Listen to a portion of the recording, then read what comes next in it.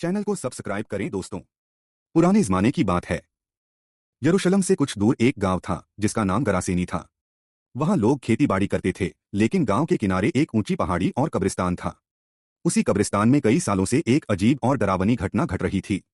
उस गांव में एक आदमी रहता था जिसके ऊपर बहुत सारे बुरी आत्माओं का कब्जा था। लोग कहते थे कि उसमें हजारों भूत छिपे हैं। वह कभी जंजीरों से बांधा जाता तो भी लोहे की जंजीरें तोड़ देता।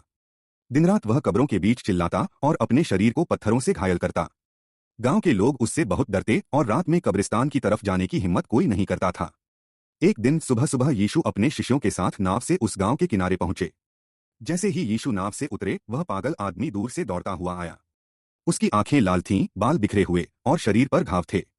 लोग तो उससे भागते थे, लेकिन उसने यीशु के सामने आकर घुटनों के बल गिरकर चिल्लाया, हे यीशु, परमप्रधान परमेश्वर के पुत्र, मुझसे क्या चाहते हो? मुझे मत सताओ। दरअसल वह आदमी नहीं बोल रहा था, बल्कि उसके भीतर छिपी बुरी आत्माएं बोल रही थीं। यीशु ने शांत स्वर में कहा, तेरे भीतर जो अशुद्ध आत्माएं हैं वे बाहर निकलें। यीशु ने पूछा, तेरा नाम क्या है? अंदर से आवाज आई, हमारा नाम लीजियन है, क्योंकि हम बहुत हैं। उन बुरी आत्माओं ने यीशु से विनती की कि उन्हें बिना ठिकाने मत भेजो। उस समय पास ही पहाड़ी पर सूअरों का बड़ा झुंड चल रहा था।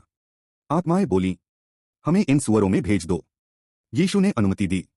तुरंत वह आदमी शांत हो गया और सारी आत्माएं बाहर निकलकर सूअरों में चली गईं। अचानक पूरा झुंड पागल होकर तेजी से पहाड़ी से नीचे भागा और झील में कूदकर डूब गया।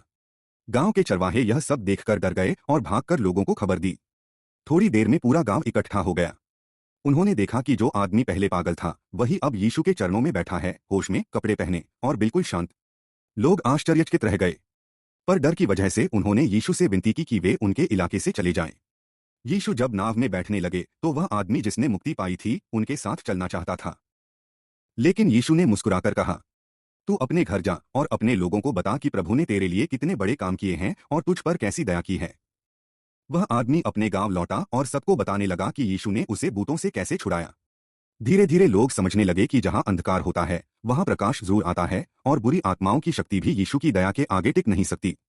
उसके बाद उस गांव में कभी किसी को वैसा डरावना हादसा नहीं हुआ।